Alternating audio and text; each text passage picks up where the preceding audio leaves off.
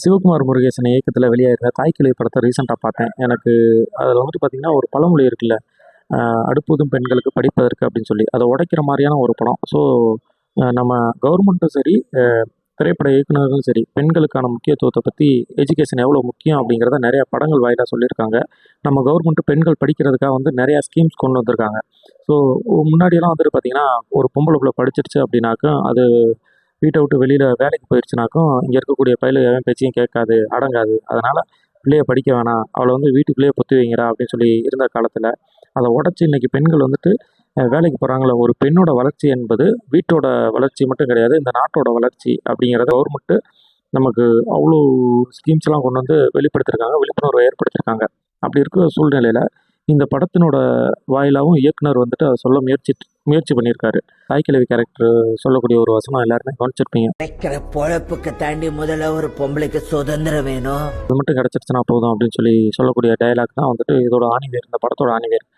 So அந்த character வந்து அந்த தாய்க்கிழவியோட மகள் மூலியமாக நிறைய இடங்கள்ல வெளிப்பட்டிருக்கும். அந்த அவங்க அம்மா வந்து சாகப்பழைக்கு ஆஸ்பத்திரியில் கிடக்குங்க. கிடக்கிற நேரத்தில் வந்துட்டு பார்த்தீங்கன்னாக்கா, அந்த பொண்ணு ஜாக்கெட் தைச்சு கொடுத்துட்ருக்கும் கஸ்டமருக்கு. அவங்க அண்ணியெல்லாம் கூப்பிட்டு கேட்கும்போது, அந்த எக்ஸ்ப்ளனேஷன் நடக்கிற இடத்துல ஒரு எஜுகேஷன் பற்றி சொல்லும்.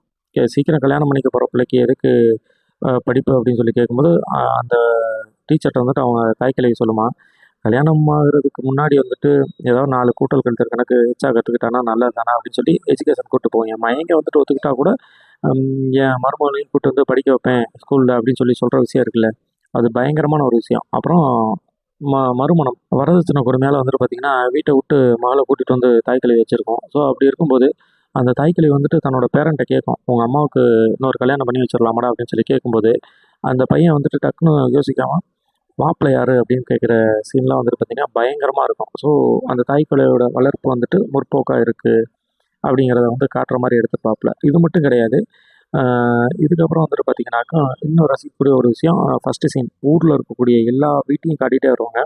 எல்லா வீடுமே வந்துட்டு பார்த்தீங்கன்னா ஆண்கள் பேரில் தான் இருக்கும். ஆனால் அந்த பவுனுத்தாய்ங்கிற வீடு மட்டும் வந்துட்டு பார்த்தீங்கன்னா பெண் பேரில் இருக்கும். ஸோ அதுலேயே அழகுபடுத்தியிருப்பாப்புல அந்த தாய்க்கிழவி வந்து எப்படிங்கிறது. அதில் வந்துட்டு பார்த்தீங்கன்னா, அப்புறம் இந்த கிழவி வந்து ஞாயிற்றுக்கிழமையானாக்கும் வார லீவில் வந்துட்டு பார்த்தீங்கன்னா, ஊர் சுற்றுங்க, ஜாலியாக போயிட்டு படம் பார்க்குறது, சுற்றுறது, வர்றது, வேணுங்கிறத விருப்பப்படுறத சாப்பிட்றது, பர்ச்சேஸ் பண்ணிட்டு வர்றது இப்படிலாம் இருக்கும். இதுவும் வந்து ஒரு ரசிக்கக்கூடிய விஷயம். அதான் சுதந்திரம் இல்லை அப்படிங்கிறத அவ்வளோ அழகாக நேர்த்தியாக தான் அந்த வயசுலேயும் வந்துட்டு சுதந்திரமாக இருக்கேன், எனக்கு பிடிச்சத வாங்கி சாப்பிட முடியுதுல்ல அப்படிங்கிறத அந்த தாய்க்கிழவி கேரக்டர் மூலியமாக வந்துட்டு அந்த என்ஜாய் பண்ணுற மாதிரி காட்டியிருப்பாப்புல. இதோட இன்னொரு விஷயம், முக்கியமான விஷயம் என்னன்னு சொல்லி பார்த்தீங்கன்னா, ஸ்கூல் பசங்க 2 பேரும் உட்காந்து பேசிட்டு இருக்கும்போது பஸ்ஸில் அடித்து படிக்கிறதுக்கே எத்தனை காலம் ஆயிடுச்சு அப்படின்னு சொல்லி விலைக்கு வர சீனில் அந்த எஜுகேஷன் பற்றி திரும்ப சொல்கிறது மாதிரியான காட்டியிருப்பாப்புல.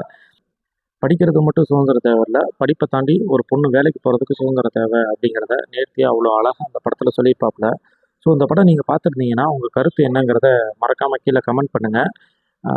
சில முரண்கள் வரலாம். ஸோ இருந்தாலும் இந்த படத்தில் நான் ரசித்த விஷயங்களை உங்கள்கிட்ட சொல்லியிருக்கேன். தேங்க்யூ.